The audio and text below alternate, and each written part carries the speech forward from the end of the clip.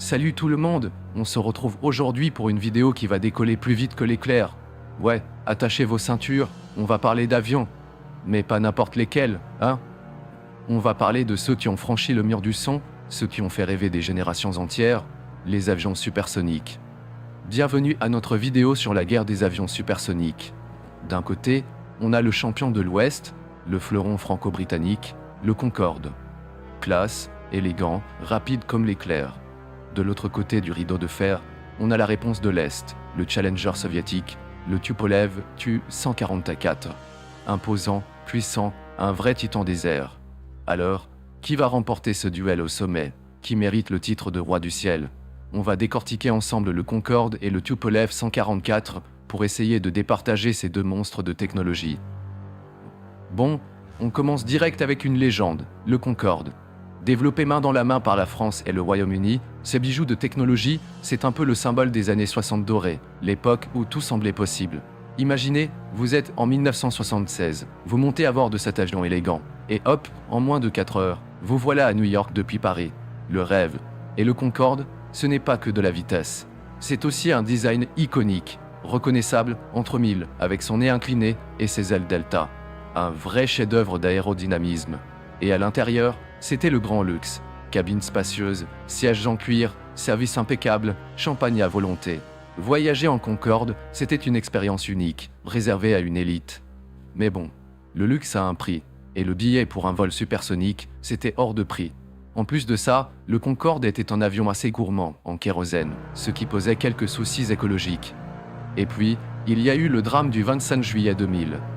Le crash du vol Air France 4590 à Gonesse, qui a coûté la vie à 113 personnes, a marqué un tournant dans l'histoire du Concorde.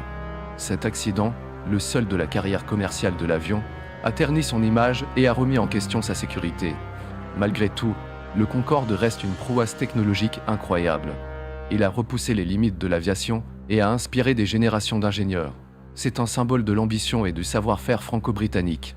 Alors oui, le Concorde, c'était une aventure extraordinaire, mais une aventure qui a connu une fin tragique.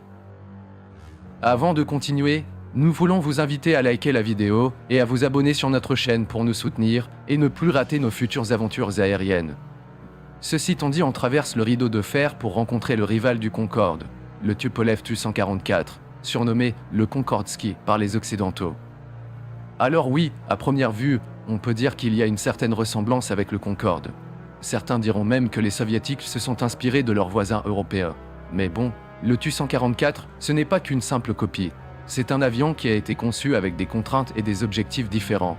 Déjà, il devait pouvoir parcourir de très longues distances à une époque où l'URSS était un pays gigantesque. Ensuite, il devait pouvoir décoller et atterrir sur des pistes plus courtes que le Concorde. Le résultat, c'est un avion plus grand, plus lourd, plus puissant que son homologue occidental. Le Tu-144 était capable d'atteindre des vitesses encore plus élevées que le Concorde, mais il était aussi plus bruyant et consommait encore plus de carburant. Malgré ses performances impressionnantes, le Tu-144 a connu une carrière beaucoup plus courte que le Concorde.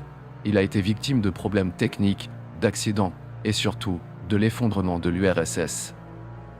Son premier vol commercial a eu lieu en 1977, mais il a été rapidement retiré du service après seulement 55 vols passagers.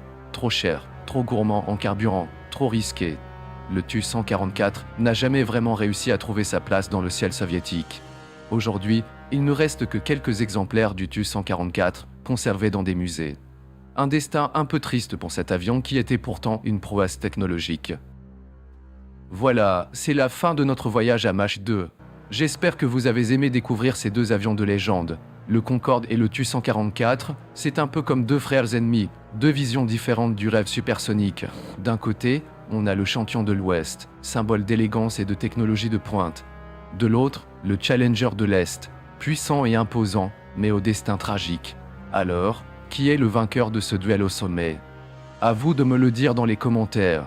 N'hésitez pas à partager vos impressions, vos connaissances sur ces avions, et à me dire ce que vous avez pensé de cette vidéo.